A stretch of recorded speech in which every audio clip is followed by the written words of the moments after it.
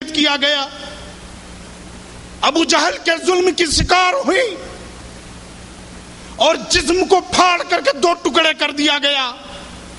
برچیاں لے کے ابو جہل کھڑا ہے، ٹانگیں اونٹوں کے اندر بدی ہوئی ہیں، لیکن دعوت دے رہا ہے اسلام کو چھوڑ دے، محمد کا طریقہ چھوڑ دے، محمد کا راستہ چھوڑ دے، اور وہ دین چھوڑ دے جس کا محمد اعلان کرتا ہے.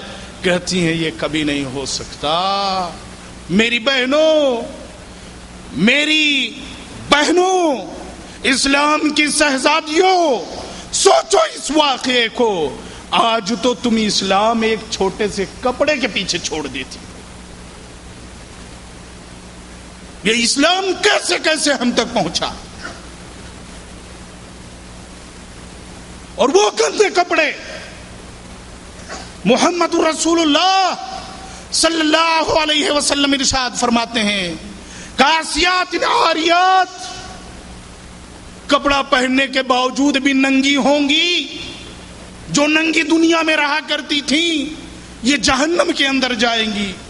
ایک تفسیر لکھنے والے حدیث کے مفسر کہتے ہیں کہ اللہ کے رسول صلی اللہ علیہ وسلم کی اس حدیث میں کہ میں نے جنت کے اندر جب جھانکا تو دیکھا جنت میں سب سے زیادہ تعداد غریبوں فقیروں کی ہے، اور جب جہنم کے اندر میں نے جھانکا دیکھا تو سب سے زیادہ تعداد عورتوں کی ہے. مفسر حدیث لکھتے ہیں اللہ کی نافرمانی اور رسول اللہ صلی اللہ علیہ وسلم کی اطاعت نہ کرنے کی بنا پہ اور شوہر کی عزت و احکامات بجا نہ لانے کی بنا پہ یہ عورتیں سب سے زیادہ جہنم کے اندر پائی گئیں. مفسر حدیث لکھتے ہیں محدث کہ یہ وہی عورتیں ہیں جو بناؤ سنگار، اپنے کپڑے، اپنے زیب و زینت کی چیزیں پہن کر کے دوسری مجلسوں میں جاتی ہیں. میری بہنوں سنو، محمد رسول اللہ صلی اللہ علیہ وسلم نے تو ارشاد فرمایا کہ ایک عورت اپنے بدن کے کپڑے دوسرے عورت کے سامنے نہ اتارے. کتنی عجیب و غریب تعلیم ہے اور کتنی بڑی نعمت ہے. اور سبب کیا بیان کیا؟ کہیں ایسا نہ ہو تیرے بدن کی خوبصورتی وہ عورت اپنے شوہر کے سامنے جا کے بیان کرے اور اس کا شوہر شیطانی جذبات میں نہ آ جائے اور شیطان کے نقش قدم پہ نہ چل دے. کتنی بڑی تعلیم اور کتنی عظیم تعلیم ہے. میری بہنوں اور میرے بھائیوں، اپنے گھروں کو بڑے سنبھال کے رکھو. اللہ گواہ ہے یہ تمام کی تمام چیزیں بڑے عجیب و غریب اس دور میں پیدا کر دی گئی ہیں. اس مملکت سعودی عرب کے اندر بھی ایسے دکان ہیں جس پہ مجھے افسوس اور خاص اعتراض ہے کہ عجیب و غریب مجسمے بنا کر کے لٹکائے جاتے ہیں اور پیش کیے جاتے ہیں. میرے ساتھیوں، میرے بھائیوں، جو چیز حرام ہے اس کی تجارت بھی حرام ہے، اس کی کمائی بھی حرام.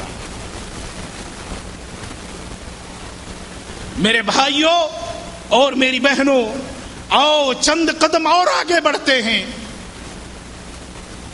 کون سی ایسی بہن ہے جو محمد الرسول اللہ کی مدد کرنے میں اپنے شوہر کے حق ادا کرتی؟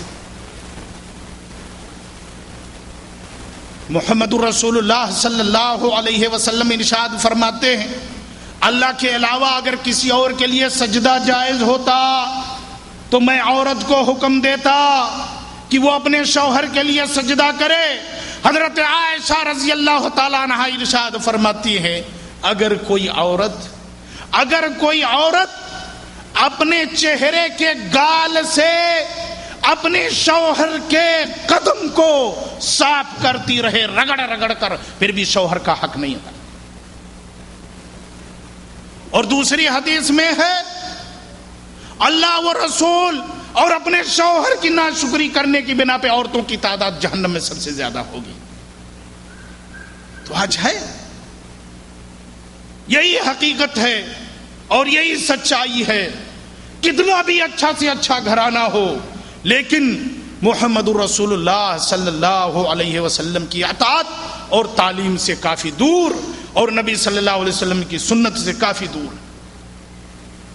میری بہنوں اور میرے ساتھیوں، اطاعت رسول ہر قدم پہ واجب ہے، جیسا کہ اللہ تبارک و تعالی ارشاد فرماتا ہے،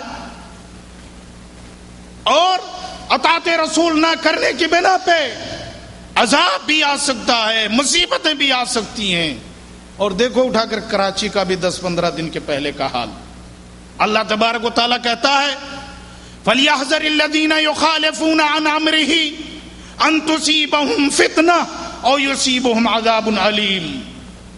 جو لوگ اپنے نبی کے اطاعت گزاری کی مخالفت کرتے ہیں، انہیں ڈرنا چاہیے کہیں ان پہ اچانک کوئی مصیبت نہ آ پڑے یا ان کے اوپر کوئی دردناک عذاب نہ پہنچائے، یا انہیں کوئی دردناک عذاب نہ پہنچے۔ تو اب دیکھیں، یہ تمام چیزیں محمد الرسول اللہ صلی اللہ علیہ وسلم کے سنت کے خلاف چلنے کی وجہ سے ہے، اور جو بھی قدم سنت رسول میں ہوگا میری بہنوں، وہی نبی صلی اللہ علیہ وسلم کی مدد ہے۔ اور حضرت ام سلیم رضی اللہ تعالی عنہا، اسی طرح سے بے شمار صحابیات محمد الرسول اللہ صلی اللہ علیہ وسلم کی نقش قدم پہ چلنے والیاں ہیں۔ یہ ام سلیم کون ہیں؟ معلوم ہے جنہیں رمیسا، رمسا، سہلا ان ناموں سے مدینہ کے اندر جانا جاتا تھا، انصار قبیلے کی ایک ہونہار عورت ہیں۔ ان کا شوہر مالک نام ہے۔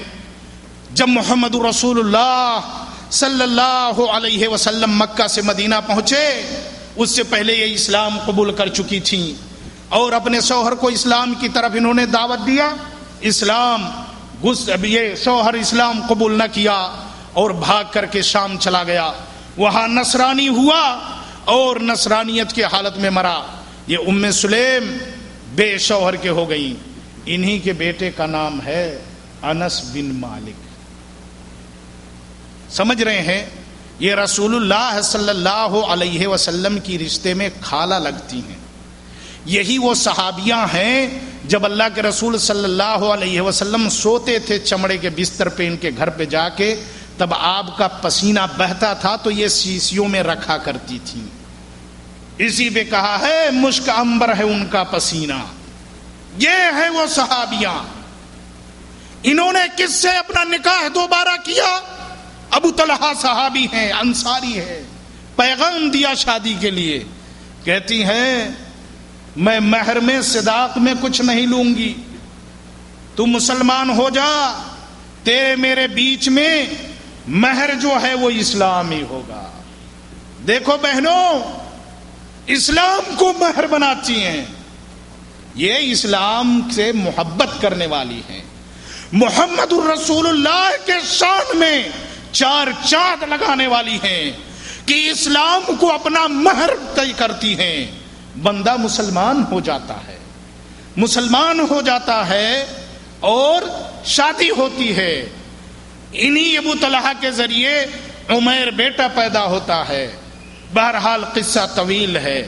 دیکھو، اسلام کو سب سے پہلے مقدم رکھتی ہیں، اور اپنے بیٹے انس کو جس دن محمد الرسول اللہ صلی اللہ علیہ وسلم مدینہ میں آئے، وقف کر دیا۔ کس کی خدمت کے لیے؟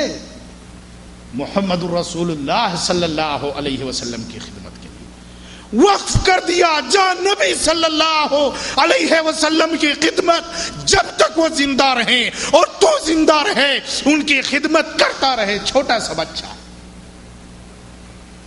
ابھی تو مسلمانوں کی بیٹی